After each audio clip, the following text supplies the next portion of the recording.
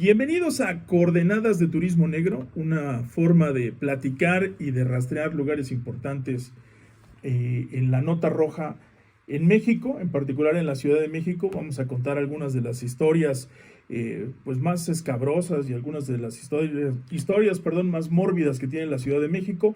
Yo soy Astro y el doctor Ricardo Ham nos acompañará, estará con nosotros porque es un proyecto de los dos. Ricardo, hoy vamos a hablar de algo que nos fascina a los dos. Y que tuvimos la oportunidad de visitar su hogar. Estamos hablando de Goyo Cárdenas. Sí, Astro, bueno, pues bienvenidos a la primera de muchas, ¿no? Sí, y pues, sin duda. Pues no se podía empezar con otro personaje que no fuera Goyo Cárdenas, creo yo. Exacto. Creo yo. La verdad es que Goyo Cárdenas, yo siempre he dicho en todos lados que no es solamente el asesino en serie que muchos reconocen en México, sino que es el personaje de la nota roja, ¿no? Personaje de la nota roja, se hizo toda una mitología, ya lo platicaremos, pero hasta pelis porno hubo sobre él, ¿no? Sí, hay porno, hay obras de teatro, hay cómics, hay... Tú eres dramaturgo de una de las obras de teatro. Yo escribí una, sí. Que debo de decirte, la obra tiene un inicio bastante fuerte porque el personaje principal muerde una cebolla. Sí. ¿De dónde se te ocurrió que mordiera la cebolla? Pues porque no sé si te ha tocado visitar algunos velorios, cuando ya el cuerpo tiene algunos días de descomposición, debajo de los ataúdes se colocan cebollas para que absorba el olor. Entonces, eso no lo sabía. De ahí se me vino Yo pensé en las plañideras. Las plañideras que son estas mujeres que uno les da su lanita para que vayan a llorar, ¿no? Sí, entonces sí. dije, pues nos quieres hacer llorar a todos. ¿Qué onda con Goyo Cárdenas? Digo, el panorama rápido y digamos que sus generales del caballero. ¿Cuándo comienza esta carrera delictiva y cómo culmina? Bueno, en 1942, por ahí entre julio y agosto, Goyo Cárdenas comete su primer homicidio, que en realidad no fueron muchos, digamos que oficialmente son 4. Se piensa que pudo haber uno más, pero una de las cosas importantes de Goyo Cárdenas es que fue en muy poco tiempo, ¿no? O sea, en un mes asesinó 4 víctimas, lo cual te da una víctima por semana, lo cual es un ritmo importante. Incluso para un asesino en serie de estos días, una víctima por semana es demasiado, ¿no? Estamos hablando de alguien que ya estaba en un proceso, ¿no? O sea, tenía una madre ahí muy dominante, tenía aparentemente delirios ahí como de grandeza. El tipo había sido becado, ¿no? Decían que era superdotado. Sí, se hablaba mucho de que intelectualmente estaba muy por arriba. Tenía una beca de Pemex, él estudiaba en ciencias químicas precisamente allí en Tacuba. En alguna de las crónicas se menciona que había inventado un hule especial para neumáticos. También se llega a mencionar que realizó experimentos con los cadáveres de sus víctimas. A esa parte vamos a llegar porque, de hecho, lo que queremos platicar es que estuvimos en la casa de Goyo Cárdenas. Y vamos a platicar, en particular, le preguntaron a una de las vecinas, ¿no? Qué es lo que vio y si hay una cosa extraña ahí que concuerda precisamente con este trabajo que quizá hizo con los cadáveres. Sí, durante la realización de un documental sobre Goyo Cárdenas se entrevistó a dos de las vecinas, ¿no? Madre e hija, y entonces ellas mencionaban que cuando sacan los cuerpos de las fosas clandestinas en la calle de Mar del Norte, en Tacuba, que parecía que su cuerpo tuviera una pigmentación dorada, ¿no? Si mal no recuerdo, en el libro de la colección esta de Nota Roja que va por décadas, de Editorial Diana, la crónica sobre Goyo Cárdenas la hace Ana Luisa Luna, y también llega a mencionar alguna de estas cosas. Recuerdo que también en algún momento platicamos, me parece que su nombre era Luis Leiva, que había sido celador de Goyo Cárdenas en Lecumberri, y él también platicaba, ¿no?, que Goyo Cárdenas había mencionado de ciertos experimentos que había hecho. Curiosamente, vecino. Sí. Curioso, que es algo muy extraño, vecino, y todavía sigue siendo vecino de Mar Mediterráneo, ¿no? De Mar del Norte. Del Mar del Norte, perdón, allí en Tacuba, que bueno, pues es ahí en Mar del Norte donde se llevan a cabo los asesinatos. Los entierra los cadáveres en el pequeño jardín, que es, la verdad es que cuando tuve la oportunidad de estar ahí, yo me imaginaba el jardín mucho más grande, ¿no? Pero era una zona muy pequeñita. Yo me quedé con la duda porque anteriormente cuando acudía yo por diversas razones, a la casa de Goyo Cárdenas, Ajá. sí se veía que era un terreno muy extenso. Sí. Y cuando ya tuvimos la oportunidad de entrar a la casa de Goyo, ya se veía que el terreno estaba como dividido. Acotado ahí, Estaba ¿no? acotado, Sí. ya había como una barda, ¿no? Sí se veía la diferencia de la construcción entre uno y otro. Entonces yo no sé si anteriormente el terreno era mucho más grande al que Nos visitamos. tocó a ambos hacer una cápsula hace ya unos años, cuando todavía no estaban haciendo estas modificaciones, y sí se veía que detrás había una bardita ahí entre metálica y de concreto, era mucho más grande el terreno. Pero, aunque cuando entramos, tuvimos como referencia algunas fotografías de cuando estaban extrayendo los cuerpos, y sí había como referencia a una puerta, ¿no? La parte del jardín de donde lo sacaban, sí era del lado de donde estábamos, digamos, ¿no? Sí. Entonces, en realidad sí era un espacio reducido. Remarcar, eran solo mujeres, sus víctimas, algunas eran sexoservidoras. Sí.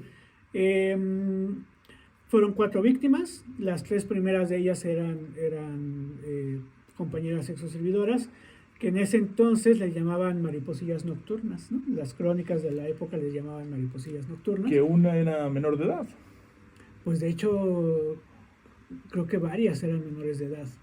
La cual también nos dice cuánto tiempo lleva ya esta cuestión de la prostitución en menores de edad, ¿no? Estamos hablando de 42, estamos hablando de casi 80 años, ¿no? Y la última de las víctimas ya era una compañera suya ahí en químicas.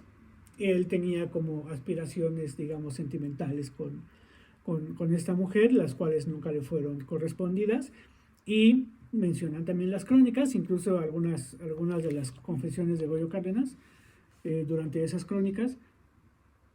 Dice, ¿no?, que la asesina por una cuestión de desamor, porque no era correspondido, ¿no? Y al final, ¿cómo es que dan con él? Pues es curioso porque la última de las víctimas, Graciela Arias, era el padre de Graciela Arias tenía un amigo dentro de la policía secreta. En los años 30, 40, la policía secreta pues era muy funcional, digamos, ¿no? Puede ser que hayan sido los mejores años de la policía en la Ciudad de México. Que era una policía ahí que hacía funciones políticas, funciones, pues digamos, con mucha eficacia. Era un brazo muy eficaz del gobierno. Claro, ya después se desarrolla y termina siendo la Dirección Federal de Seguridad, ¿no? Que ya termina siendo la policía. De la que hablaremos después, porque tiene harta carnita. Claro, claro. Y entonces el papá de Graciela le pide a uno de los mandos de la policía secreta, que en ese entonces estaba ubicada en la calle de Victoria, Victoria y Revillagigedo, lo que hoy es el Museo del Policía. Exacto. Pues le notifica que había desaparecido su hija, y pues investigando, la última persona con la que la vieron pues fue precisamente con Gregorio Cárdenas. Acuden al domicilio de Gregorio Cárdenas, que estaba verdaderamente a un par de cuadras de químicas de la UNAM, y hay como varias versiones. Hay una versión que menciona que cuando entran los agentes de la policía secreta, se dan cuenta de que hay tierra removida, ¿no? De que hay unas plantas ahí que están como mal puestas, y entonces escarban y comienzan a sacar los cuerpos. Otra de las versiones dice que entra la policía, o que más bien los vecinos desde las azoteas de otras viviendas alcanzan a ver unos pies saliendo de la tierra, lo cual a mí me parece un poco inverosímil, pero bueno, así lo mencionan las crónicas. Creo que la crónica de Carlos Monsiváis menciona eso. Y bueno, entra la gente de la policía secreta, escarba y se da cuenta de que ahí hay tres cuerpos. Goyo Cárdenas ya no estaba. porque él se había recluido de manera voluntaria en el sanatorio mental de Oneto Barenque. Su mamá se lo había, digamos que sugerido, ¿no? Es decir, la mamá estaba enterada de lo que había sucedido. Le sugiere esto de que se vaya a internar, pues para hacerse pasar por loco. Yo creo que Goyo Cárdenas pudo haber sido muchas cosas, pero no creo que haya sido una persona demente, ¿no? De hecho, pues en tu documental rescatas varias de las declaraciones que incluso dio para la televisión. Hay que recordar que estando encarcelado cursó una licenciatura en Derecho, y no solamente cursó y aprobó, sino su tesis ya iba dirigida a su plan, su siguiente movida, que era sacarse a sí mismo de la cárcel. Era un tipo muy estructurado. Sí. Él estudia primero Derecho por correspondencia en Lecumberri. En Lecumberri hizo varias cosas. O sea, los libros que escribe, los 4 libros que escribe, o los 4 libros que publica, porque en teoría escribe muchos más, pero los 4 que publica, que es Pabellón de Locos, Una mente turbulenta, Celda. Celda 16 y finalmente Adiós Lecumberri, pues todos los escribe estando interno. Las series, los guiones de 2 series de cómics, las historias más estrujantes de Lecumberri y Celda 160 también las escribe estando preso, y se dio tiempo de pintar también estando preso, ¿no? Y aparte estudió por correspondencia, y cuando sale en 1976 ya entra a estudiar Derecho en la UNAM, en Aragón, en la FES Aragón. Entonces ENEP. Entonces todavía era INEP, Escuela Nacional de Estudios Profesionales. Y la tesis va precisamente sobre la inimputabilidad de los enfermos mentales. Justo un tipo muy estructurado, que tenía un plan muy claro y que lo llevó al pie de la letra y que le consigue que se pudo liberar a sí mismo y después le dieran una medalla en el Congreso, ¿no? Sí. Algo sumamente extraño. Salvador Salmerón, que fue el último abogado de Goyo Cárdenas, pues consigue como esta especie de, pues no sé si llamarle indulto o cómo llamarlo, que le hace Luz Echeverría. Es ahí cuando sale, y al día siguiente de que sale es convocado a la Cámara de Diputados, donde Moya Palencia era el orador en turno. Se dice que eso le cuesta la candidatura presidencial a Moya Palencia. Y lo creería. Y que a final de cuentas termina siendo López Portillo. De los episodios más vergonzosos, ¿no?, de la política, tenemos que contarles brevemente, porque este asunto no es que se nos haya ocurrido. Bueno, a ti, indagaste, ya has indagado sobre el tema muchísimo, pero he tenido la fortuna también de estar ahí, ayudarte incluso en algunas cosas, y conseguí un permiso para entrar al Archivo General de la Nación, que era donde estaba Lecumberri. Sí. Y buscamos en aquella ocasión la celda, y bueno, sí nos pudieron mostrar la celda de Revueltas, ¿no?, que tenía 2, una destinada a pintar y otra, pues digamos que sus aposentos. ¿De Siqueiros? De Siqueiros, pero también de Revueltas. De Revueltas, su pura celda. Pero la de Siqueiros sí, donde pintaba, y sus aposentos. De hecho, cuando fuimos estaban montando una exposición, porque Siqueiros hizo unos, pues digamos que unos fondos, unos escenarios para obras de teatro, que justamente tenían que ver algo con Revueltas. Pero en cambio, el área, las crujías donde había estado Goyo Cárdenas, esas ya no las tenían, ¿no? Ya las habían destruido.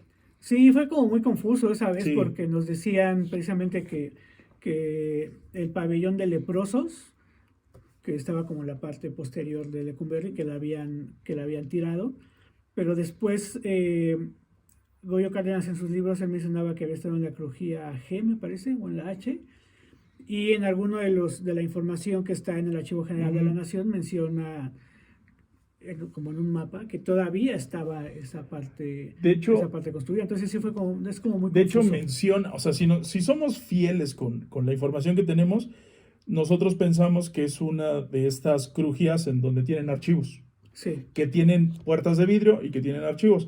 Hay otras crujías, ¿no?, que esas están en exteriores, que nos comentaban, sobre todo eran para los presos políticos, ¿no?, y que ya están virtualmente destruidas.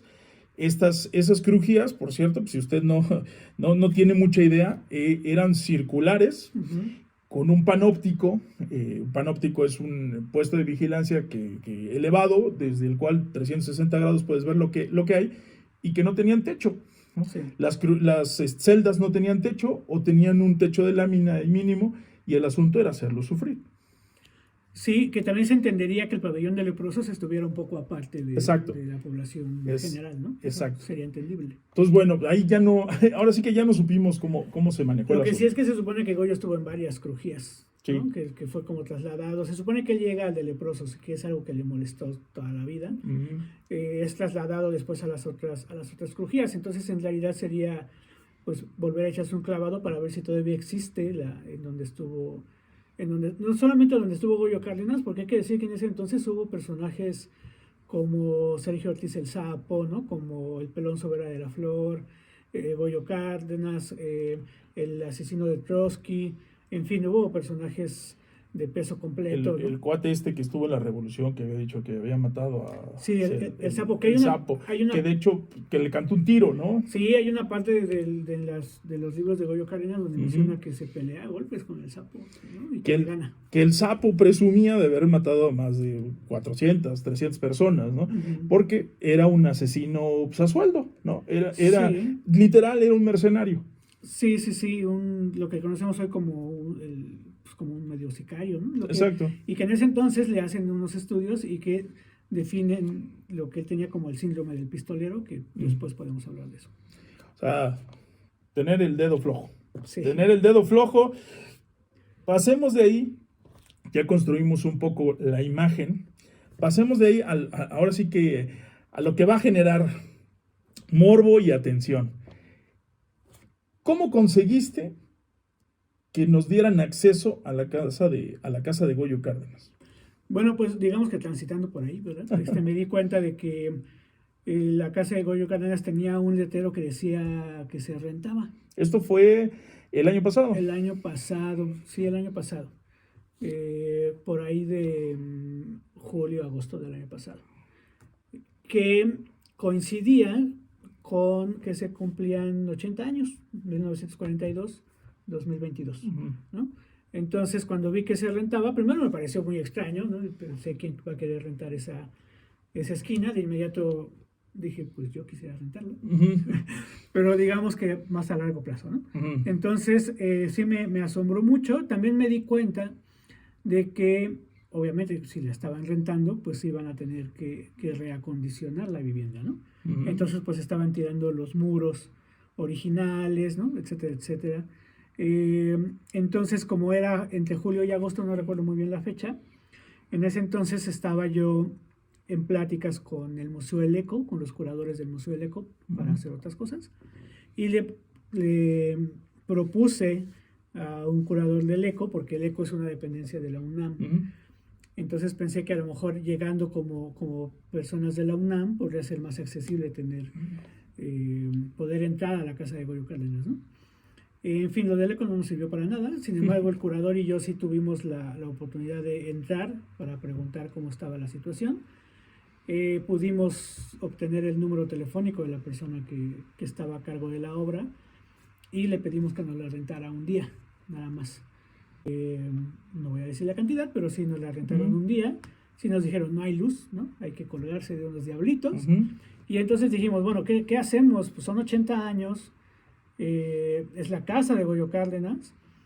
Tenemos un documental de Goyo Cárdenas que en ese momento no lo habíamos podido, nadie había querido exhibirlo a pesar de los 80 años. Y entonces creímos, también como a manera de cerrar un ciclo de muchas cosas, que presentar ahí el documental de Goyo Cárdenas a los 80 años era lo ideal. Y justo el día 2 de septiembre del año pasado, cumpliendo 80 años, presentamos el documental ahí en la vivienda de Goyo Cárdenas, donde todavía, no sé si tú creas en esas cosas, yo no, pero sí sentía una vibra extraña. Justo lo que iba a comentar es, bueno, el documental se presentó en la que era la sala, por decirlo de alguna manera, la sala que, por cierto, tenía un tocadiscos muy antiguo, muy bonito, pero en la parte de atrás estaba el cuarto y ya para ese momento ya habían muchos lugares resanados, ¿no? Ya estaban tratando ahí las paredes. pero el que vendría siendo como su laboratorio, Ujú. aparentemente, tenía una vibra fuertísima. Tenía una vibra fuertísima. Además, bueno, el asunto, el evento, empezó tipo 6 de la tarde, ¿no? Por ahí Sí. así. Ujú. Y en breve, pues se oscureció y Oscureció. se sentía la vibra y la fuerza, ¿no? Ujú. Nos metimos a grabar, de hecho, pues, te iba entrevistando, porque en ese momento trabajaba en un programa y hice una cápsula, entonces nos metimos, checamos el lugar y se sentía una fuerza, una vibra, pues bastante fuerte, ¿no? Sí, bueno, pues imagínate para mí en lo personal lo que fue estar ahí en la casa de Goya Cárdenas con a un personaje que lo he investigado yo creo durante 20 años fácilmente, ¿no? O tal vez un poco más. Y entonces estar ahí era como la culminación de todo esto. Pero sí la vibra que mencionas sí era muy evidente porque además Sí, no eres tú el único que lo comenta. no.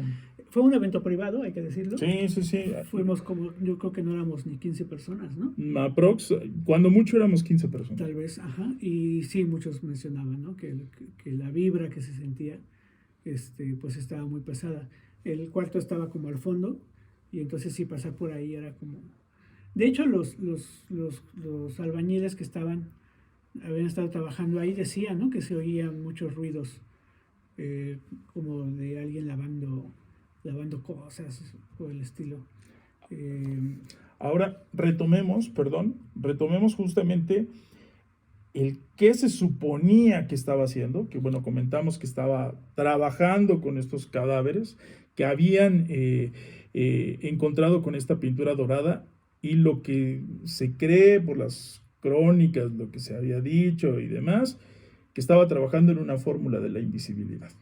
Sí, bueno, hay dos versiones otra vez. La primera es lo de la fórmula de la invisibilidad. Se supone que cuando llegan la policía secreta a buscarlo al manicomio de Oneto Uh-huh. Barenque, él les dice, eso está en la crónica de Ana Luisa Luna, les dice eh, que era imposible que lo estuvieran entrevistando porque él había comprobado o había logrado hacer una pastilla de invisibilidad y que se la había tomado un poco antes de que llegaran, ¿no? Uh-huh. Esa es una de las versiones. La otra versión es que lo que él estaba tratando de hacer era revivir muertos. Se supone que junto a los cuerpos de las mujeres también sacan el cuerpo de conejos y de gansos, Uh-huh. en donde había experimentado, se especula mucho de qué hacía con los conejos y los gansos, pero también se dice que había tratado de experimentar esto de regresarlos a la vida. Entonces son como especulaciones que yo creo que se dan con todos los personajes de este calibre, ¿no? Como Goyo Cárdenas. Sobre todo en la época en la que se dio. A lo mejor uno hoy diría, bueno, pues 4 homicidios, tal vez no es una cifra tan impactante, pero estamos hablando de que en 1942 en México solamente había tenido otro asesino en serie, hombre. Había tenido 3 mujeres, pero hombre solamente había tenido uno más, que fue Francisco Guerrero. Y el impacto después de eso fue tal que, bueno, incluso salieron cortos y películas porno, ¿no? Grabadas en 35 milímetros, Ajá. que pues están en el acervo de la filmoteca, ¿no? Sí, y también en nuestro acervo. También en tu acervo, Nuestro también en tu sí, acervo. también. Y en estos cortos, bueno, se le pinta como un tipo que hacía orgías, ¿no? Y que pues era, más que científico loco, lo pintan pues, como un depravado, ¿no? Sí, son 2 cortos. Uno se llama Un minuto de amor, Uh-huh. en lo cual en realidad no se ve nada más que un hombre estrangulando a una mujer Uh-huh. con una soga y que dura 1 minuto. Uh-huh. Y el otro ya se llama Bigamia Legal, en donde ya aparece un personaje ahí caracterizado como Goyo Cárdenas, mal caracterizado diría yo, como Porque Goyo Cárdenas. se le ve acá como la pelona muy rara, ¿no? Sí, pues como ese, bueno, ahorita que está cumpliendo años lo de Paco Stanley, como ese personaje de Polillita que salía con Paco Stanley, Ah, ¿no? exacto, Polillita, Polillita. no me acordaba. Que leía sus poemas, ¿no? Leía sus poemas y sus rimas ahí. Exactamente. Bueno, y entonces aparece él ya teniendo relaciones sexuales con 2 mujeres, ¿no? Las mujeres teniendo relaciones sexuales entre ellas, y creo que al principio hay como unas letras, ¿no? Que dice que eso sucede un 30 de febrero. Uh-huh. y nada más le llaman Goyito, no recuerdo cómo le llaman, ¿no? Que se había casado ese día. Sí, porque sale con velo de novia. Con velos de novia las dos mujeres, Exacto. Y sí, eso lo recupera la Filmoteca junto con otros cortos pornos del cine silente. Pero se convierte en una figura, pues, sin duda, bien importante para la cultura popular mexicana. Por supuesto, porque bueno, ya que estamos en lo de los cortos, cinematográficamente después ha habido 2 acercamientos, que fue El Profeta Mimi, con López Tarso, Ana Martín, Ofelia Guilmain, una película de Luis Estrada, o José Estrada. El papá del que ahora filmó. Pero el de ahorita es José o es Luis. Es Luis, ¿no? Entonces es José Estrada. La dirige José Estrada. Yo creo que es una muy buena película. La actuación de López Tarso es buena. Después Pepe Buil hace otra. Por fin logra filmar un guión que ya tenía muchos años guardado, que se llama Los Crímenes del Mar del Norte. A mí no me parece una película tan acertada. Y por ahí hay un cortito en una película que se llama, el cortito se llama El Estrangulador de Nativitas. Y viene en una película que se llama Raptó la Mató la Violola, que son una serie de cortos como de humor negro inspirados en Nota Roja, y aparece ese cortito. Ari Telch es el actor, que se supone que es el asesino de Nativitas, que la premisa es la misma, ¿no? Un estrangulador que entierra a sus víctimas en un jardín, y ahí aparte está la obra de teatro de Mar del Norte de Víctor Hugo Rascón Banda, que fue demandado por Goyo Cárdenas por esa obra de teatro, y algunas otras cosas que han ido saliendo. Que se molestó mucho porque lo invitaron al ensayo, ¿no? Y se molestó porque pues él no era eso. Pues sí, porque aparecía cómo asesinaba a las víctimas. Eso nos lo platica tanto Vicente Leñero como este hombre de Bustamante, ¿no? Sergio de Bustamante. El actor. El actor, sí. Sergio Bustamante. Sergio Bustamante, que él era Quirós Cuarón en la representación.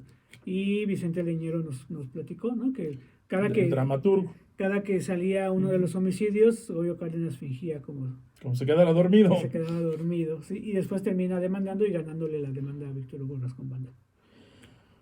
Al final parece que hay como que motivación sexual, ¿no? Detrás de los crímenes. Sí, seguramente. No hubo violación como tal porque pues fue de común acuerdo, ¿no? Claro. Digamos que fue una cuestión de común acuerdo. Sí, una transacción. Una transacción, sí. Pero sí, evidentemente. Antes de eso, Goyo Cárdenas había estado casado. Se había separado de su esposa. Se dijo mucho, ¿no? Que él mencionaba un odio hacia las mujeres a partir de su separación. Y bueno, también evidentemente hubo una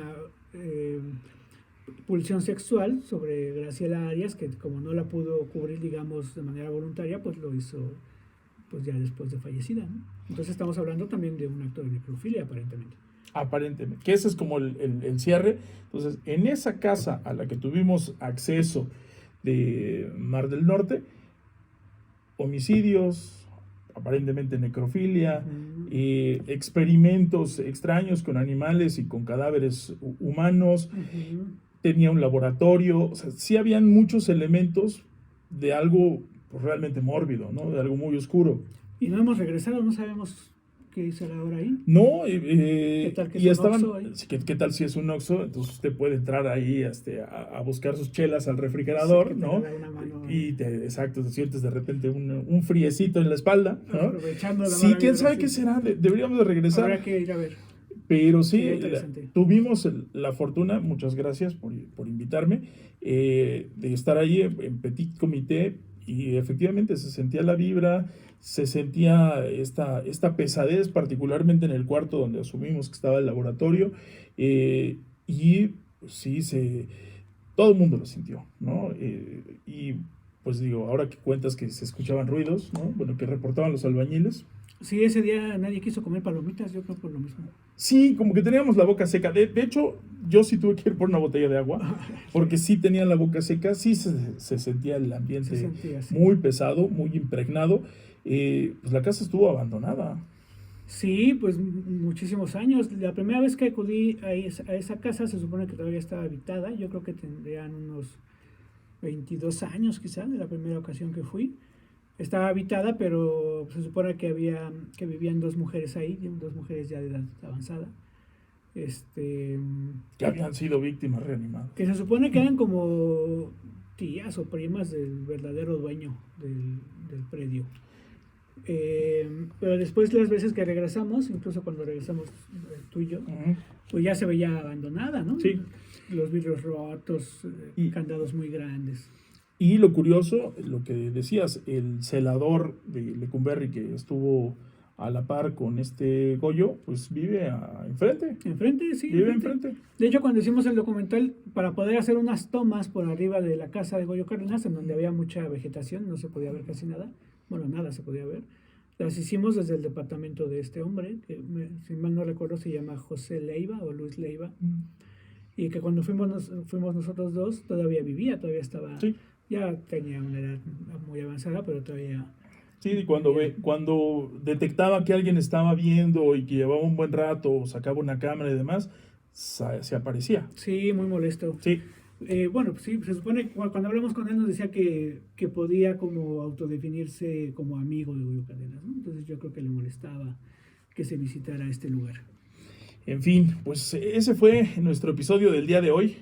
Pues un personajote, ¿no? Goyo. El personaje, yo insisto. Sí, de la nota roja es el personaje. Y bueno, pues muchas gracias por escucharnos, gracias por estar con nosotros y volveremos con más coordenadas de turismo negro. Bye, bye.